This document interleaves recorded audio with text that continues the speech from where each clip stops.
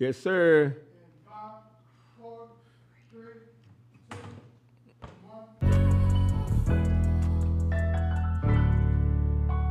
Uh-oh, yeah.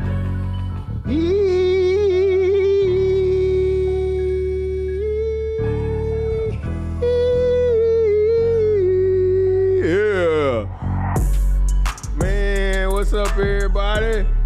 We up in the Al Your Pal show once again. It's a special show today. Yo, everybody, hopefully everybody doing good today. Hopefully everybody doing fine.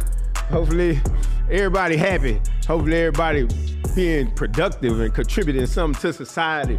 And hopefully everybody trying to find their connection with the first source and center of all created things and beings inside the universe, universes, and anything connected to them. Jesus and the seraphim and the cherubim and the galaxies and the constellations and the planets and everything that's connected to God. May we all continue to try to find that, because that's the only way that we gonna make it, if anybody know what I'm talking about. But, you know, today I'm Al Your Pal. I'm here to do whatever I need to do to put my little dent in the game and make some kind of positive change so we can upstep and uplift ourselves. And my motto is to put a spotlight on people who are putting that dent in the game, where they contributing for their family, their neighborhood, their community, their city, their state, the nation, or the world. Like whoever's doing whatever they got to do, whether it's small or great. I want to give a shout out to those people. So today I have a guest who he better than the superstars that I be seeing on TV.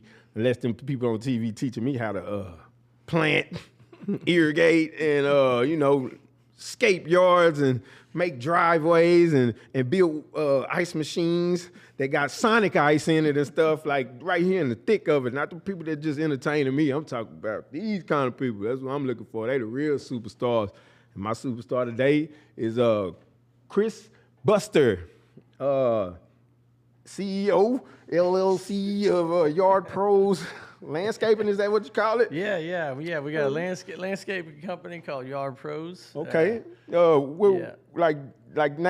the whole name, Yard Pro what? Yard Pros. That's what it is, man. Yeah, Okay. We do landscaping, plants, trees, the whole deal. Anything outside the home, we want to make it look beautiful, man. So we do that, and you're a part of it. So. Absolutely. And man, I just want you to know, I appreciate you giving me the opportunity, letting it work. Because speaking of which, I was looking for work. Finally got some kind of, what do you call these little generic jobs or something, where I was doing something and can't work for 3 weeks, but I'm trying to work. And I don't know how the universe is aligned, but I was able to get a job with this man right here, way on the other side of somewhere. I don't even know where I'm at to go work for him, but you gave me a chance, and I appreciate that, man, because I don't know if you know how key and detrimental it could have been, or how crucial for a good reason that you gave me this opportunity. So first, I'll say thank you again. Of course, man. What made you pick me up? You just need some work, or you just Yeah, so I called a buddy of mine, Sean, you know him. I, just was wondering if he knew anybody that might, need some work. But yeah, man, I talked to you on the phone. I don't know if you remember. Yeah, but what day did you ask him? That day, or it was just a little while earlier? No, it was the same day. Yeah, you called me, and then I called you on the exact same day you called this man. Oh yeah, well, it was 10 minutes after I texted him. Hey, you don't even know. I was calling that man to talk some shit to his ass. I promise you, I was dang dog, what the fuck, or whatever I was gonna say to him and shit. And I kind of said a little bit there, and he was like, man, matter of fact, it's a person to get a job. He had been telling me he could get me a job and call these people. I never heard anything. Every time I did, it was nothing. So I was actually calling him to say, hey, what the fuck, man? You don't want to hire me back on, even though it's blah, blah, blah. So he said, matter of fact, somebody called and saying it ended up being you on the exact same day. Y'all see how the universe is aligned, everybody? So okay, you got on the phone. Tell me more. Yeah, so anyways, we talked a little bit, and then I remember after our conversation, I was like, well, you know what? I need to to think about this, and I'll go home and talk to my wife, and she knows everything, and Right. so I'll talk with her a little bit, and I'm like, all right, I'm gonna give him a shot, because, in this work, it's like, some guys just want to work, and some guys want a paycheck, and they don't want to work, and everything in between, and so I was like, well, we'll see how it goes. So I can't remember that first day. I think it was one of the harder days. That first day you worked with me, I think we were moving some concrete or something, wheelbarrows up a hill, and it was hard work. But I think I told you, I was like, let's give it 2 or 3 days, and I'll just see if he can hack it and if he wants to play this game or not. Yeah, So, I was there though. I was still there, wasn't I? I was in it. But anyways, for me, it was I anytime we have new guys come on, it's I got my eyes on them all day, and I'm looking at all the little things, and if they're teachable, if they got a good attitude. I mean, those are all the things you can't expect someone to learn in a short period of time. I can teach all the landscaping stuff, but it was something that I saw, and I was like, man, this dude listens, he's teachable, but he's got a good attitude. I don't know if you remember this, man, but I was so tired. Osman quit that same day, and I was like, man, I'm discouraged right now. And I don't know what you did, this Alvin thing you do, but it was like, hey, here's some energy. Hey, I didn't know what was happening, man. Did you feel it though? No, listen. Did you feel the energy though? I went over and told my wife, I was like, listen, this Alvin dude, he's got something, because I was done, man. I was so out of it. Hey, all of a sudden, hey, I'm glad you said that, man. That means so much to me No, right now, I'm man. telling You felt it, didn't you? and I told her, I was like, I don't know what happened, but trying he to tell started everybody. doing this thing, and I was like, all right, let's get it. Yeah. So that's cool, man. So okay, that's badass. So anyway. okay, in conclusion, like I'm not in conclusion, but yeah. like has it been 3 weeks? This is 4th week, maybe a 3rd week or something. Something like that. Yeah, 3 or 4 weeks. Yeah. So what you think about me, man? You think I could be part of Yard Pro LLC or whatever? Yeah, man, you're a part of it. Already, man. I really do appreciate that, man. Yeah. Many times I could have got somebody gave me an opportunity to do something, because this is what I bring to the table. I might not know much, but I want to learn and I want to be part of something, and I'm down. Shit, let's do it. Yeah. You ain't gave me you give me good constructive criticism, like you excellent communication skills. You get frustrated, you still you see your face, but you just be like, hey, just get that right there. So I turned I turned into Smeagol. Is that? I mean, whatever it is, you keep the face, but you just it's still cool when it's coming out. But I can hear you holding it though. So that's excellent stuff. So you are an excellent leader and businessman, and I'm getting to watch you run business and how you move and stuff, and you actually trying to give me gems. So maybe one day I could take those necessary steps to be an entrepreneur and so. I thank you, sir, for real, man. So. So what else you been up to? Oh man, I don't know what you're asking there, man. What you been up to? What do you do when you ain't working? When I ain't working, so I got 2 kids and a wife, and so man, I work really hard so that I can spend time with them and be with them, provide for them. So yeah, man, I've done a lot of different things, but now I'm kind of in a stage of life where I just want to be a good father and good husband. So Right.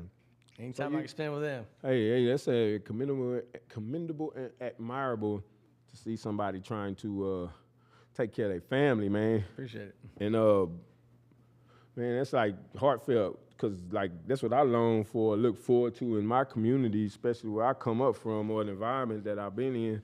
Ain't nobody trying to take care of nothing except themselves. Everywhere I look, it's just about them. So.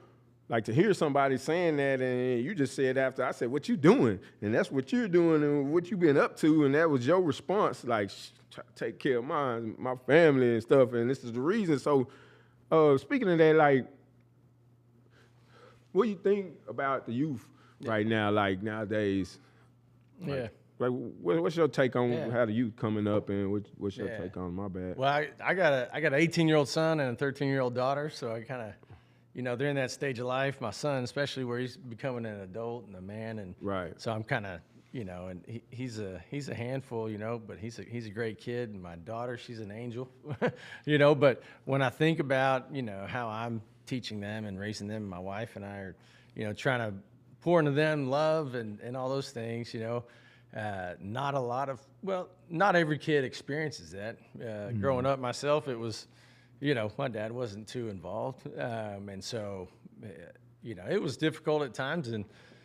But reality, man, is kids, they need someone to lead them. And it's the phone's going to lead them, and pop culture, or it can be someone that truly cares about them and loves them and is going to tell them the truth when it's hard, and, you know, is going to be there when they screw up and give them a hug. And so I think the biggest thing I've seen, I used to work with youth my whole career to about 10 years ago, you know, that's all I did. And so, you know, the biggest thing I think is having somebody in their life that's older that can say, hey, man, I believe in you. They're encouraged by them. They're the biggest fan and cheerleader. But at the same time, when they're knuckleheads, they'll, you know, put them back in their place and say, you're going the wrong direction, man. Let's go this way. So, but that's a huge gap, I think. And, you know, I think personally, I think the father and mother feel that role as the kid grows up. But sometimes that's not always the case. And so, you know, that's when other people need to step in. But. So, well, do you have any suggestions or any, you know, advice you should give a person like me how I deal with kids when I see them, or my children if I was to have them or whatnot? Yeah, man. You know, the little that I know, I would just say, you know, invest. You know, love them where they're at. You know. You continue. Hey, y'all see I'm happy right now. Like, chill, keep going, my bad. Look who we got up in here, y'all. Look who we got. No. Hey, how you doing? Jordan.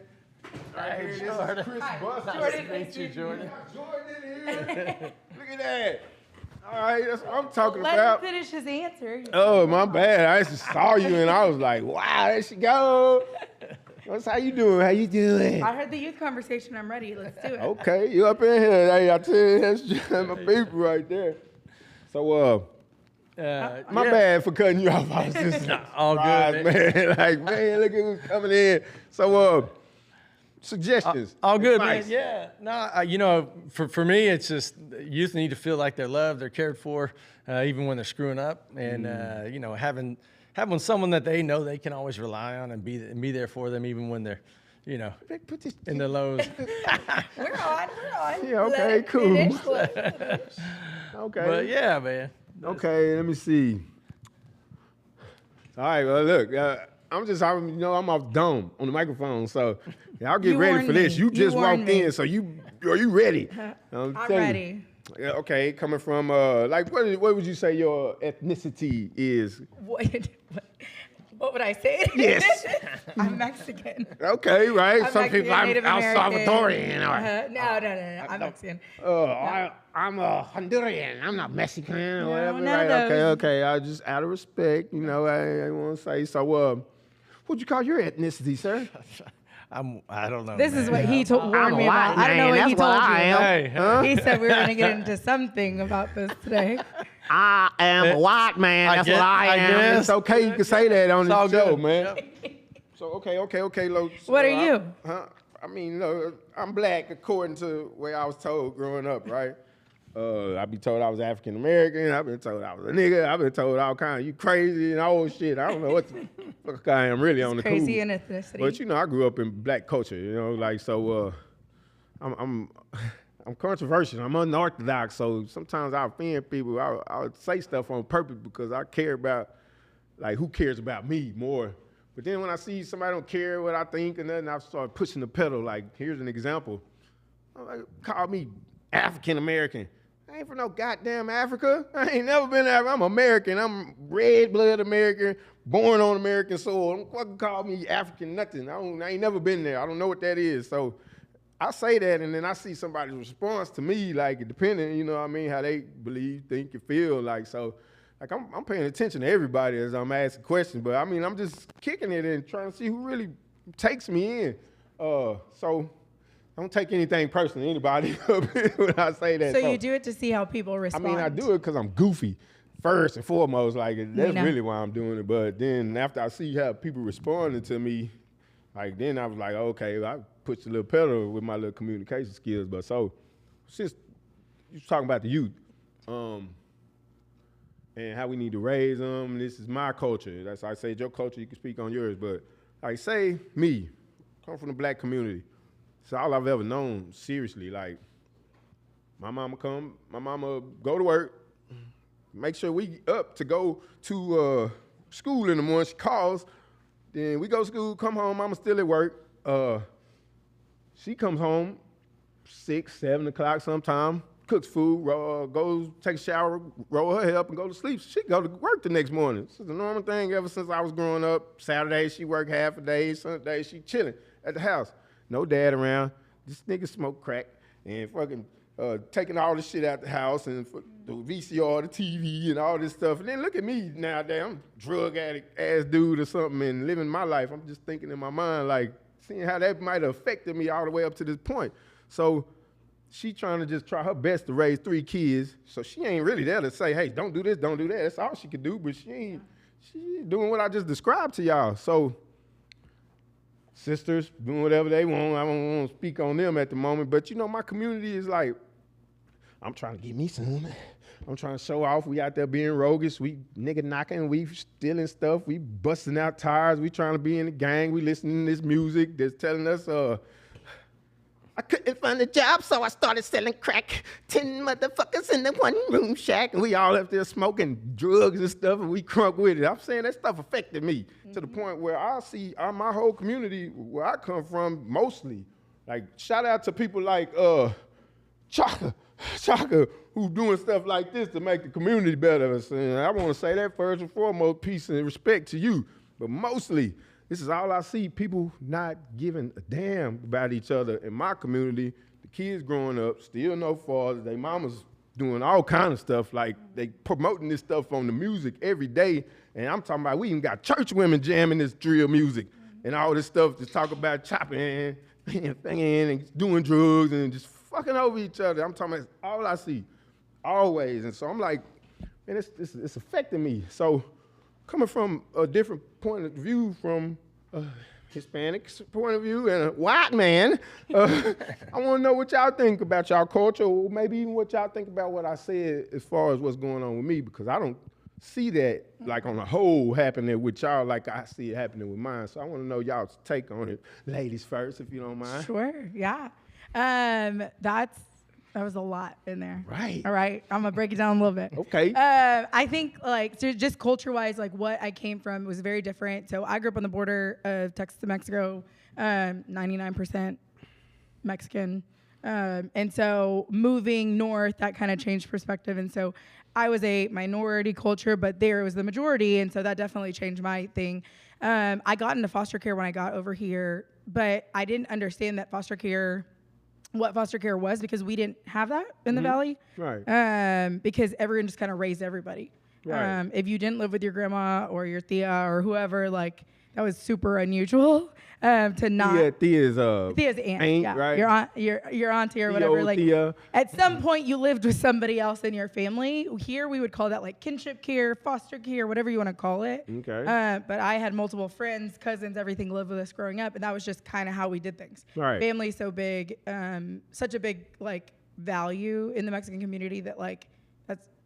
You weren't going to go be sent off. You were going to go sleep on somebody's couch or floor or with your cousin for, until you could figure your stuff out. And so I think like coming out of that culture into a different culture, I went to A&M for a little bit, was super different, and then moved to Austin. But now like I have the house with the boys and the reentry home and all the things that we do. Shout out to Miss Vera for what she does. If y'all don't know, because y'all ain't seen nothing else, like this lady takes care of people.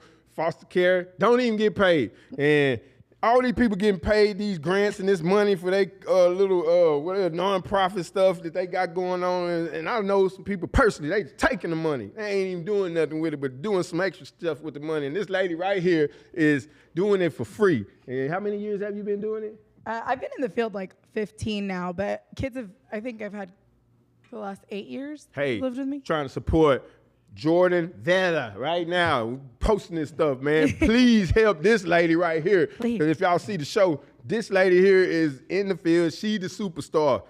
Fuck the drill music, bitch, fucking fuck that shit, man. This lady right here is a superstar. So, I'm sorry, I'm all over. Listen, look, I I know, was ready right? for it. All right, You told me to be prepared for the All right, unexpected, cool, so here we cool. are. All right, so you But good? yeah, I was just like, I think too, like when I started having the boys come and live with me, all the boys came after the age of 18. Right. And all different ethnicities, all different cultures. All the first 4 boys that came to live with me, literally, we were dropping them off under the bridge in Riverside after work. And after a few weeks of doing that, I was like, I can't let them go back, right? And so I moved them all in. I went from no kids to 4 boys plus 1 baby mama plus 1 kid, all living in my house overnight. And all the boys, all of my boys are black, and so they have a different culture experience too than I did. The family thing was something they still valued and still knew, but they had only seen certain things. And so like you were saying, like, how are you supposed to, you want to become something that you haven't seen. And so that became really important to me right away, to be like, I need them to see black men doing some really amazing things in our community. And even though even having the talk, right? A couple of my boys decided to taunt Man, you look an at officer. tears in my eyes, girl. I'm trying not to look at you. Nah, dog, shit. But thinking like, I just give you. this is why we can never finish anything. Damn, I'm sorry though. Like, dang, this lady right here, y'all need to be getting funding this lady right here, man. Come on, say, give me some. You need some. All right. Damn, go. But yeah, no, I think being a part of an organization. So I originally had been working with Jail to Jobs, and the men there were just such a great representative of what you could become even after incarceration, even after all the things that they had been through, all of them being ex-felons themselves, like, and so it was really important for me to make sure my boys were around men like that, because I can do the nurture part, right? Like I'm a mom at heart. Like that's exactly what I do. I nurture. I can encourage you. I can do the I love yous and all that. I can do the tough love too. Don't get me wrong. Like my boys know I don't play, but I needed men, even though it wasn't everyday kind of thing. I needed men to come around and make sure they understood it. I mean, them acting a certain way in front of police officers as a black young man in Austin.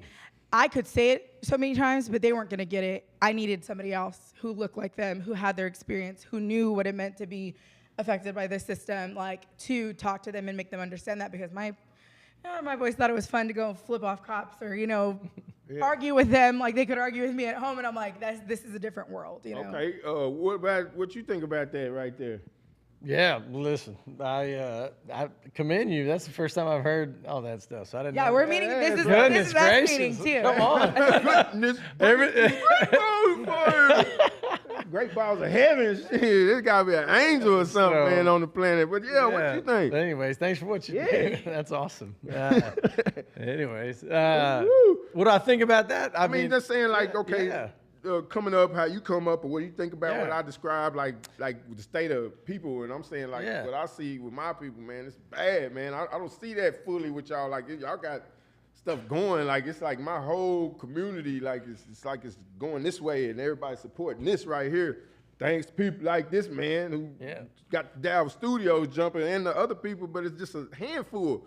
But the rest of everybody else is just me, do me ass shit. But I see people together, so I'm saying, like, what do you think about both what I said as well as the way you come and what you think about how you feel about your coming up? Yeah. So I see things. I probably grew up seeing things less about like color and race, because I and more so like socioeconomic status. And so for me, Wait, socioeconomic, like rich or class, poor, right? Class. All right, I got upper you, class, lower class. For me, I grew up in a way that I grew up on food stamps, and we didn't have a home my first 2 years of life, and so I see, it was, if it was a derogatory term, you'd call me white trash growing up. Grew up on food stamps. I remember taking the TV out and going to the pawn shop, and we just needed to make ends meet or whatever. And so, my dad asked me for some money. What the struggle like then? You ain't always been a rich man, huh?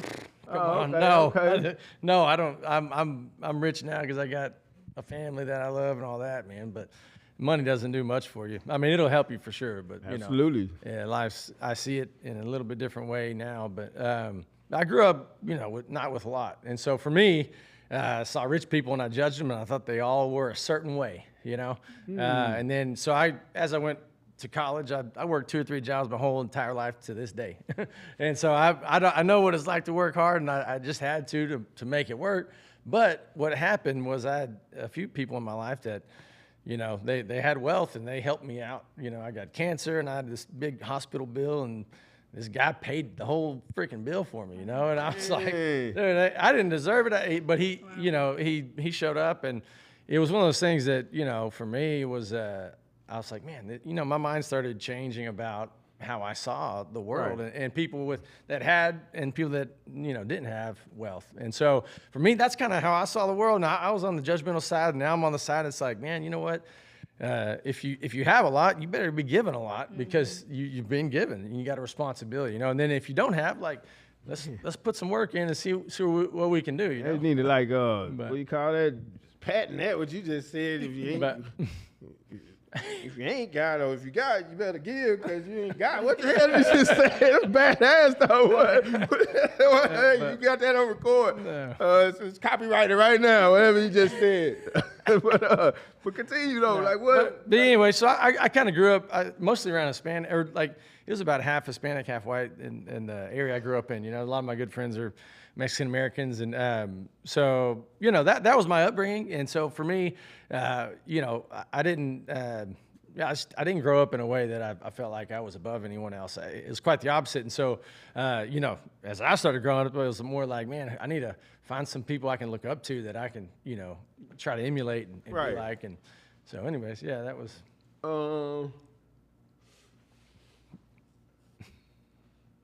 I got a question for you. No. This is it. What you think about Black Lives Matter movement? Yeah, thanks for asking. Nice rice come No back. thanks. Did he for warn you asking. about this too? What do you think about that, Man, sir? that's all. I'll tell you right now, I feel super uncomfortable talking about this, because I'm a middle-aged white man, and honestly, I feel there's times where I'm like, times where we need to face these things, like when you talk to a white man about black people problems and stuff. That's what I'm gonna get that. I'm gonna ask you, because if I talk to them, they ain't gonna just cuss me the hell out still. So I want to know what you think as well as you in a second. So what do you think about Black Lives Matter? Yeah. Well, I do feel uncomfortable, only because I feel like if there's anyone that you know in that movement, it's like, who's the enemy? And I feel like I'm the enemy in that scenario. Do you? And so, well, yeah. I mean, there's times where I've heard, you know, people talk about it, and it's like, you should apologize, and y'all should. And you know, for me, you know, it's hard, because I don't know how to, you know, I don't know how to feel about necessarily the movement itself. Right. I definitely know how I feel about black people. you know? About black people? I love them, dude. It's like, you love them? Like, I got what? How many black friends you got? I got one black friend. Yeah, and the hard part is this. Like, a lot of times, you're friends with the people that geographically are close to you, just because that's how you orient yourself. You know. So who were you geographically around at these? I grew up around Mexicans. I got a lot of Mexican friends. You speak Spanish? Yeah. Hey, can you say something real quick? No, say something to her. How about that, please? Talk to her real fast. This is also my least favorite question. Let's see this. Let's see. Wait. Someone goes, oh, you're Mexican, speak Spanish. And I'm like, oh, you don't speak Spanish? No, I do, but why? Please talk to her real quick. Please give us a. ¿Cuál tú piensas sobre esta situación? ¿De Black Lives Matter? Sí.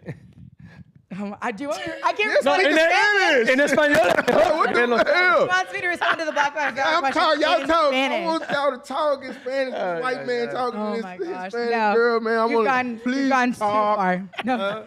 Do you want me to answer a hard question, or do you want me to answer it in Spanish? I can't do both. In Spanish. I don't even want. I was translated since I don't know no Spanish. How about that? Like, please, I'm begging y'all, just 30-second conversation. He just said a good. No, you didn't respond though. Because you're making the Spanish is different. Oh. Anyways, okay, I will. Okay. This is not what I thought we were doing. This is not what I was told we were doing today. And action. Él quiere saber qué. I'm telling you what he's saying. No. Talk to he. Anyway. And take two. Action. I got you. You said you was stay in the paint. You said you was going to stay in the paint. Look, say something to him in Spanish. Y'all talk for 30 seconds, and let me see this white man talk to you in Spanish back. My and goodness. if that's okay, take three. Oh my God. Action. Can I pass? Yes, you can. Okay, we're passing. On Order this. that. Okay, back to you. Can't force I got you. I- You said you was gonna Do you, do it. listen, I cannot have you on tape butchering my Spanish. My family will disown me. Okay? They already think my Spanish is too white. So, white man that speaks Spanish. I speak like a kindergartner in Spanish. I'll just tell you right now. Don't want to get butchered by her family because she gonna be talking because she is pretty proper. If y'all listening to her way she talks, she's proper. I might, yes. Yeah, but my Spanish is like that in front of these people, huh? Oh my God. Yeah. Why do you think I have to say my last name correctly? My family. Vera. Oh, you're Vera. Vera. What do you Okay, say? Okay. Okay. Vera. Okay, so my bad. I'm sorry. We're on a didn't mean to 10-minute put you warning on. in case you Okay, don't. so hey, Yeah, like he's like, how come she doesn't have to I answer wanna- this I question? wanna hear her quickly answer. though, because Sure. we're gonna have to go into something.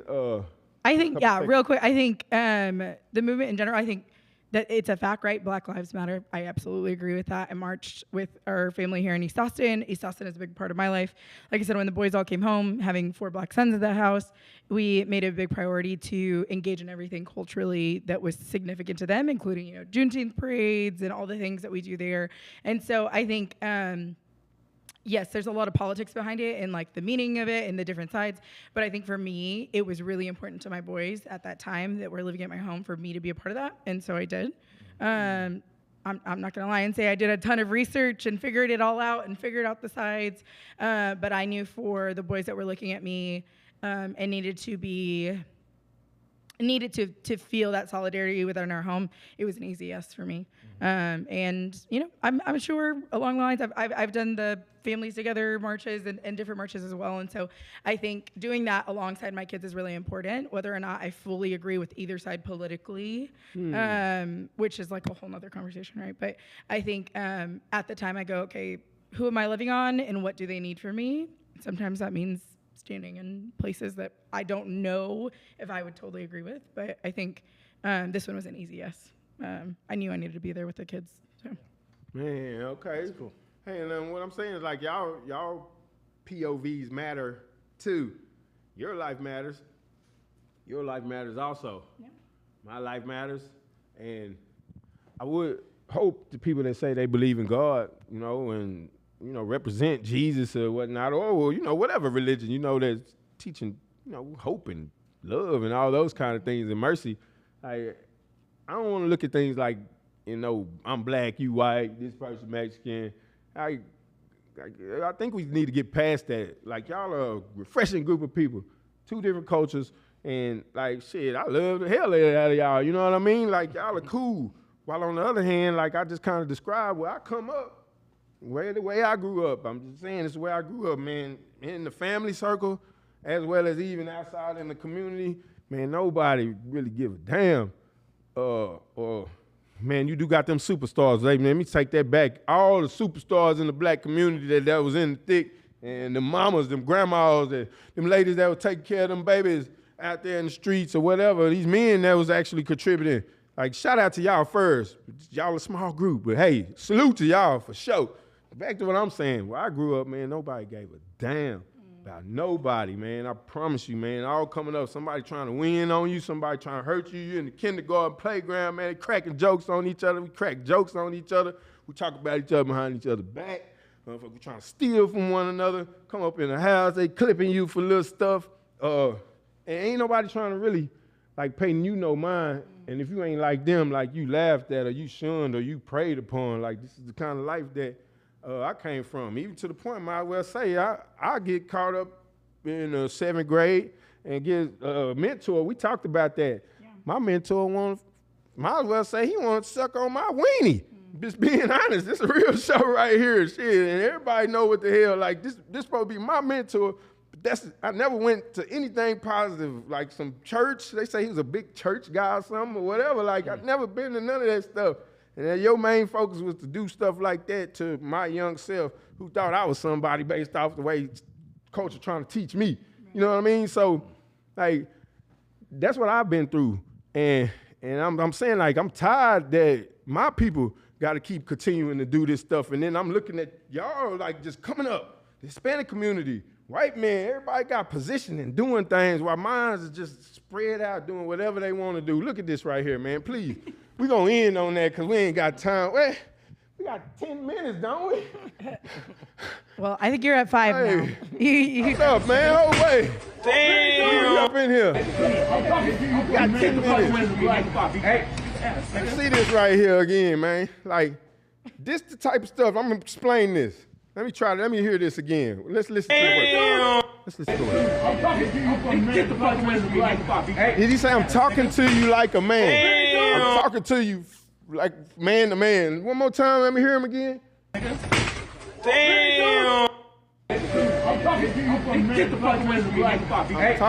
from a man to another man or something. He's saying something like that, but this other person just punches him in the face and knocks him out and knocks him through the damn door. And you know, these kind of people look like that man was trying to just talk and use communication skills, and this is what type of stuff we promoting to the point where our kids and the young, you know, the youth that's coming up, that's like promoting this stuff, this is what they see and this is what they repping every single day, to where you feel like you can do something like that. Hey, man, I don't care what I did. I'm talking to you like a grown up, man.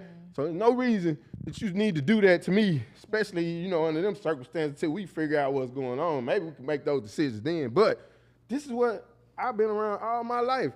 And I think we need to chill on that, man. And man, if there's anything that we can do or you can do to bridge the gap between us so we can work together to learn from one another, like I'm all for that. Police department, anything, like all this stuff so we can try to come together, because we say we believe in God and we're about spirit. Man, y'all keep doing good work what y'all doing, man. I promise y'all are doing an excellent job. And hey, always utmost respect to you. So look, man, we got 8 minutes up in here, don't we? Oh my goodness. Okay, I appreciate you giving me a heads up, though. So y'all know what it is. You know what it is, right? What? Hey, it's trying to sing, huh? What you gonna do? You already. I don't like this part. I mean, here you go. Like, shit, we're gonna try something. What you gonna do? Check 1, 2. Check 1, 2. I just let him handle this part. I just let him go. Check 1, 2. Check 1, 2. Y'all ain't gonna do nothing. No rehearsals. You gotta come up with something. That's what I'm trying to teach. Communication through melody, huh? Hey, hey, hey, hey, hey, hey. So I ain't gonna do that. Hey, hey. Not my thing. Okay, well, I'm gonna try it. This is all you. Let me see. I don't know what the hell is going on, so I'm finna come with something straight up off my fucking dome. But I don't know if I'm gonna get this on, cause I'm nervous than a motherfucker, dog. But I'ma continue trying to come up with something that might be a gimmick that might give me some millions. That's my motherfucking Buster Chris right here. Nigga got some millions cause he got a business in. And that nigga doing this thing, y'all. Man, I ain't bullshitting, I'm with that nigga every fucking day, y'all. Notice I called him nigga, but he ain't tripping, though. Cause we real up in this bitch on Ayo Pal show. Ain't I kinda doing good? I'm coming up on my dome and I'm throwing, I'm telling all of y'all. And I'm trying to get on TV so I could come up, y'all. Get some money and I'ma take care of all of y'all. But I can't do shit when I'm broke. Man, then cut the root off. That's good, man. You're good. Yeah. Come on, it's over, man. Chris Buster. Jordan Vera. Come on, come on with the huh?